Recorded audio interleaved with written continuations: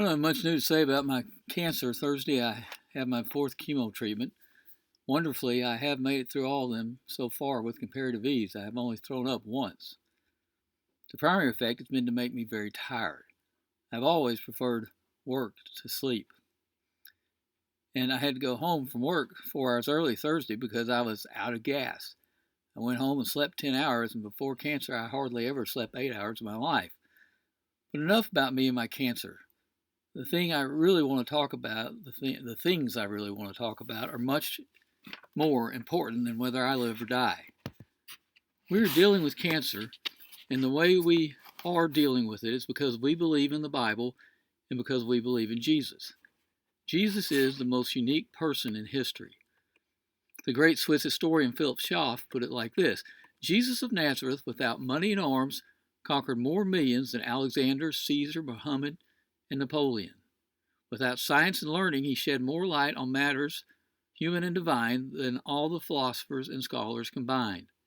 Without the eloquence of schools, he spoke such words of life as were never spoken before or since, and produced effects beyond the reach of orator or poet.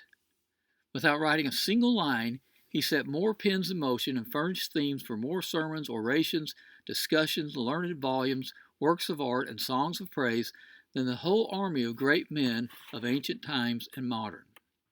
Let me very briefly summarize 7 ways in which Jesus is clearly the most unique person in history. He is first unique in his claims. We're in the midst of a presidential campaign, and we're used to candidates making ridiculous claims. But if any candidate claims to be divine, we should look for the guys with the white coats. People who claim to be God are not taken seriously. But that is exactly what Jesus claimed. If you look at the transcripts on Bridge, you'll find a list of more than a dozen times Jesus claimed to be God. But what are we to do with Jesus' claims? C.S. Lewis, a literature professor at both Oxford and Cambridge, a famous author, a convert from atheism to Christianity, put it as well as anyone. A man who was merely a man and said the sort of things Jesus said would not be a great moral teacher. He would be either a lunatic on the level with the man who says he's a poached egg, or else he would be the devil of hell. You must make your choice. Either this was and is the Son of God, or else a madman or something worse. You can shut him up for a fool, you can spit at him and kill him as a demon, or you can fall at his feet and call him Lord and God. But let us not come up with any patronizing nonsense about his being a great moral teacher. Jesus has not left that open to us. He did not intend to. Lewis went on to argue that Jesus' claims leave us with only 3 possible options. Either Jesus was a self-deceived lunatic, a liar, or the Lord. Well, what does the rest of the evidence demonstrate? Well, Jesus had an absolutely unique character. Those who knew Jesus best, those who lived and traveled with him for 3 years, described him not as a prophet or a great teacher, but as a sinless Son of God. The Apostle John says of Jesus, "In him is no sin." Furthermore, to paraphrase John, he says at the beginning of his gospel, "In the beginning was Jesus, and Jesus was with God, and Jesus was God." If you take the time to read my sermon on which this is based on Bridge, you'll see documented there significant differences between Jesus and the other founders of the world religions. Jesus' unique fulfillment of prophecy is the third evidence of his uniqueness. There are over 300 prophecies in the Old Testament written centuries before Jesus' birth about who the Messiah would be. After Adam and Eve sinned, God promised in Genesis 3:15 that one would come who would defeat Satan and restore the broken relationship between God and mankind. Genesis 12:18 then promised that the coming one would be a descendant of Abraham. Genesis 49 then promises that he would come from the tribe of Judah. Psalm 132, Jeremiah 23, and Isaiah 11 then promise that he would be a descendant of David. Isaiah 7 says that he will be born of a virgin. Micah 5 says that he will be born in Bethlehem. And Daniel 9 even predicts the time of his death. One mathematician compared Jesus' fulfillment of prophecy to covering Texas 2 feet deep in silver dollars and then reaching out and pulling out one particular silver dollar. Jesus' fulfillment of so many prophecies is unbelievable, except that it happened. But the most compelling and crucial evidence of all is Jesus' unique resurrection. It is beyond historical dispute that 3 days after Jesus was crucified, his tomb was found empty. History's most important issue is what happened to Jesus' body. Thus, next week, I'm going to focus completely on this question. You'll find in my sermon also a discussion regarding Jesus' unique historicity and Jesus' unique message. But I'm going to move on to Jesus' unique impact. H.G. Wells said, "I am a historian, I am not a believer. But I must confess as a historian that this penniless preacher from Nazareth is irrevocably the very center of history. Jesus Christ is easily the most dominant figure in history." Time magazine, in its December 1999 cover story, was entitled Jesus at 2000. And although Time tried to rewrite history in their own image, they nevertheless admitted it would require much exotic calculation to deny that the single most powerful figure, not merely in these 2 millennia, but in all human history, has been Jesus of Nazareth. Not only is the prevalent system of denoting the years based on an erroneous 6th century calculation of the date of his birth, but a serious argument can be made that no one else's life has proved remotely so powerful and enduring as that of Jesus. It's an astonishing conclusion in light of the fact that Jesus was a man who lived a short life in a rural backwater of the Roman Empire and who died in agony as a convicted criminal. 100 years or so before this article in Time, another author put it even better. Nearly 2,000 years ago, in an obscure village, a child was born of a peasant woman. He grew up in another village where he worked as a carpenter until he was 30. Then for 3 years he became an itinerant preacher. This man never went to college or seminary. He never wrote a book. He never held a public office. He never had a family nor owned a home. He never put foot inside a big city nor traveled 200 miles from his birthplace. And though he never did any of the things that usual throngs of people, and even though he never did any of the things, I've got a typo here. He had no credentials but himself. While he was still young, the tide of public opinion turned against him. His followers ran away. He was turned over to his enemies and sentenced to death on a cross between 2 thieves. While he was dying, his executioners gambled for the only piece of property he had on earth, the simple coat he had worn. His body was laid in a borrowed grave provided by a compassionate friend. But 19 centuries have come and gone, and today this man is the central figure of the human race. On our calendars, his birth divides history into 2 eras. 1 day of every week is set aside in remembrance of him, and 2 of the most important holidays celebrate him. This one man's life has furnished the theme for more songs, books, poems, and paintings than any other person or event in history. Thousands of colleges, hospitals, orphanages, and other institutions have been founded in honor of this one who gave his life for us. All the armies that ever marched, all the navies that ever sailed, all the governments that ever sat, all the kings that ever reigned have not changed the course of history as much as this one solitary life. But Max Lucado captures Jesus' uniqueness as well as anyone ever has in his imaginative retelling of Jesus in Luke 5.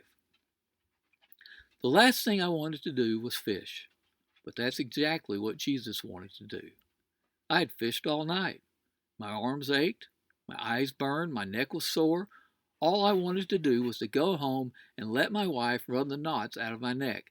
It had been a long night. I don't know how many times we had thrown that net into the blackness and heard it slap against the sea. I don't know how many times we held the twine rope as the net sank into the water. All night we had waited for that bump, that tug, that jerk that would cue us to haul in the catch, but it never came. At daybreak, I was ready to go home. Just as I was about to leave the beach, I noticed a crowd coming toward me. They were following a lanky follower who walked with a broad swing and wide gait. He saw me and called my name. "Morning, Jesus," I called back. Though he was 100 yards away, I could see his wide smile. "Quite a crowd, huh?" he yelled, motioning at the mass behind him. I nodded and sat down to watch. He stopped near the edge of the water and began to speak. Though I couldn't hear much, I could see a lot.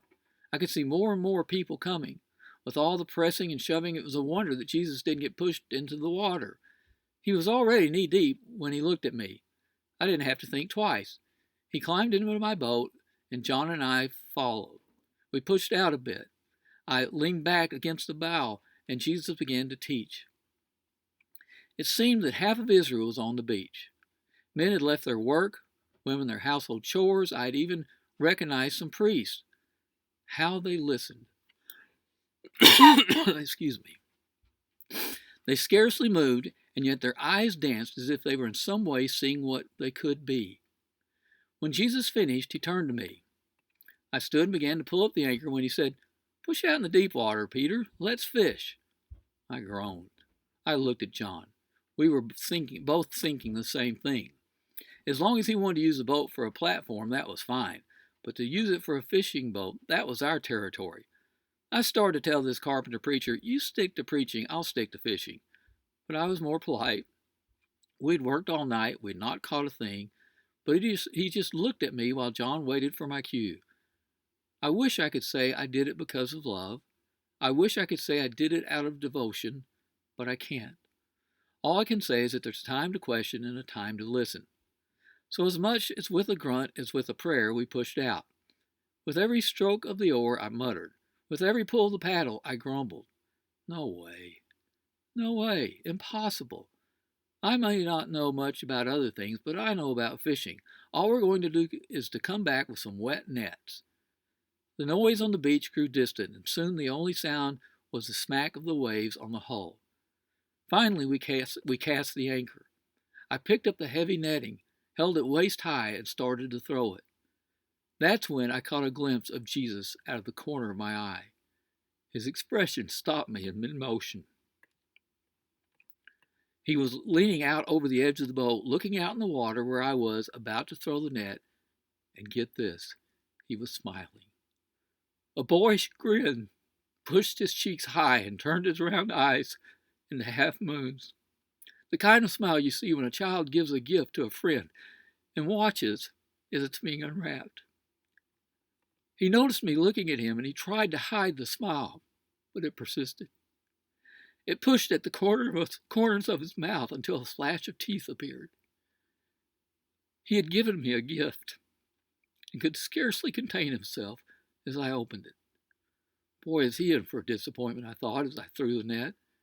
It flew high, spreading itself against the blue sky and spreading itself until it flopped the surface. Then it sank.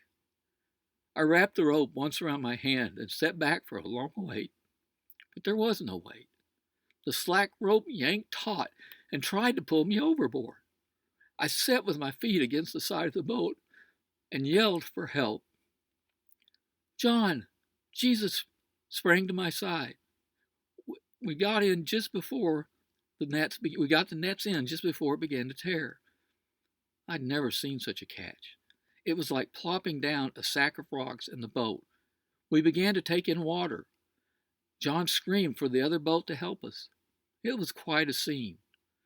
4 fishermen in 2 boats, knee-deep in fish, and 1 carpenter seated on our bow, relishing the pandemonium. That's when I realized who he was. That's when I realized who I was. I was the one who told God what he couldn't do. Go away from me, Lord. I'm a sinful man. There wasn't anything else I could say. I don't know what he saw in me, but he didn't leave. Maybe he thought that I would let him live, and that if I would let him tell me how to fish, I would let him tell me how to live. It was a scene I would see many times over the next couple of years. In cemeteries with the dead, on hillsides with the hungry, in storms with the frightened, on roadsides with the sick. The characters would change, but the theme wouldn't. When we would say, "No way," he would say, "My way." Are we saying his way? Have we come to see who Jesus really is and who we really are? Whether I live or die is comparatively unimportant. What matters to me more than anything else is what you believe about Jesus. May God grant that you truly begin to see who Jesus really is.